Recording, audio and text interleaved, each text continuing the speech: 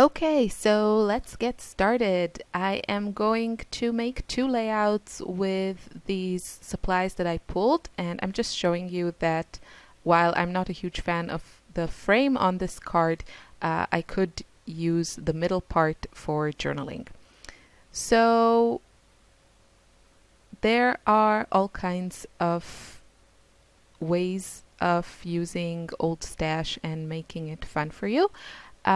What I'm going to do is I'm just going to start with a few things that really make me excited and come up with some sort of color scheme. And what I really like is this card. Actually, this piece of paper was stuck where it doesn't belong. It should have been in my scrap basket, but somehow it ended up with these papers. And I'm talking about that cut apart sheet from Echo Park. It's an old birthday themed collection that they had years ago.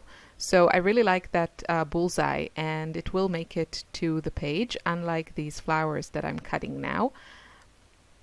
And yeah, I'm just picking out, as I said, I just pulled some stuff from my stash. I don't want to spend too much time.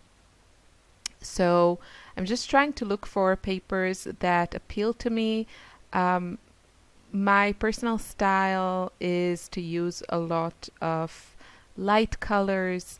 I use white cardstock nowadays on most of my layouts, but I didn't want to bring in anything that wasn't an old stash. And I really want this to be for maybe people on a budget, or with an older stash that can't buy new supplies. But of course, it's for everyone who just likes to scrapbook and use their supplies to the best of it.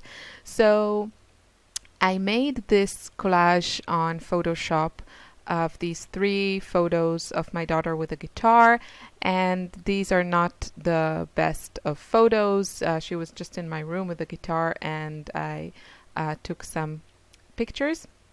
So actually it's doing them a service, turning them black and white. And this way I'm not limited with my color choices, and I can kind of just not worry about colors clashing, or if things get a little busier than I usually like. So I decided to go with this constellation paper from the Lucky Charm collection by Dear Lizzie. And I really like that pink paper that I used there. It's kind of distressed. And I just cut it a bit because it was too big, but I didn't want to waste that extra bit that I cut, and I didn't want to throw it away or put it again in my scrap basket. So I just added it on top of the other piece for some more texture. And this was very unplanned. I wasn't going to do that. I was going to leave it as it was. I liked that constellation paper, but yeah, I don't know, these stripes spoke to me.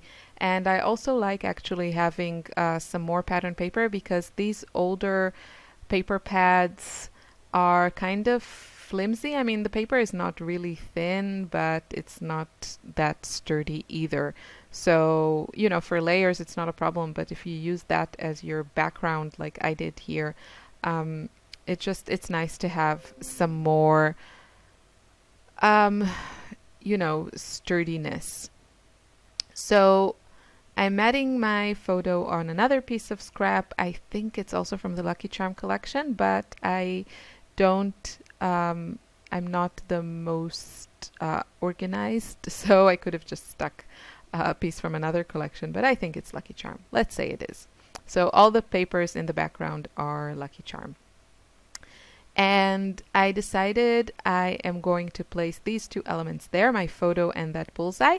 But, because I cut it from a 4x6 card, it has that flat edge that just looks kind of weird. So I need to add something to ground it. And I found these fancy frills, I see it's called, from Doodlebug.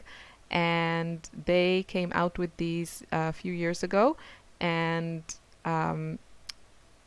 these like border stickers, and each sheet had a bunch of border stickers in the same color family.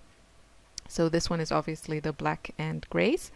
And again, I don't need the whole 12 by 12, so I had to cut it down a bit, but I am using the leftover on another place in the layout, and actually that will become the bed, the anchor of my title. So now I'm just looking around, and I don't want to force it. I don't want to use a bunch of stuff just so I can use them. As I said, I want to make something that I really love, and that is, let's say, as similar to my current style as possible, if I don't really let myself use white cardstock and current supplies. So these stickers are some of my favorites, and I have a bunch in my stash because I stocked up on those, and they are from the Amy Tangerine +1 collection, the Cal Barteschi thickers. And you saw that I ran out of teas, I think. So yeah, so I made that tea from a 1. So that's another tip, just try to work with what you have, and if you're missing a letter, you don't need to buy more thickers, you just need to put your thinking cap on and come up with a plan. So I also have these older sassafras stickers, and I wanted a journaling spot. My background is kind of busy, even though I could have journaled on the pink paper, but I like having the rose and everything. And this was me letting go a bit. So I think when you're using older supplies, you might have to be a little bit more flexible. I have a thing with my color scheme and color coordinating and matching colors. And this sticker has all kinds of little floral bits in the peaked scalloped portion of it that I wasn't really planning on. I really wanted to have this light pink and neutral color scheme, but excuse me, the sticker was there. I needed a journaling spot, so I let it go.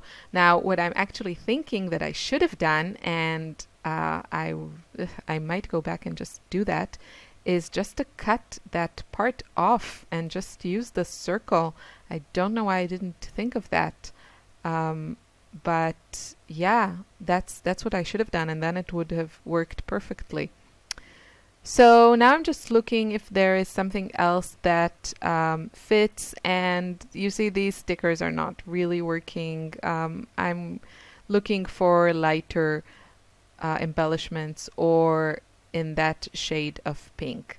So this is a great opportunity to use some neutral ones, black, white, whatever you can find. And if you don't have anything in the right color, you can, change it. You can just cut up some pattern paper and color it with a marker or something like that. There's always a solution. And I so wanted to use some of those die cuts, but not this time. So the last thing I will do is add some just lines around, just to bring it all together, because it has these blocks of pattern paper. And yeah, so my tips are to find one piece of paper, one element, one die cut that you really, really love, and kind of build your design around it. And then on the way, you could give yourself some slack and use maybe some bits and pieces you're not crazy in love with, but your eye will go immediately to that favorite piece.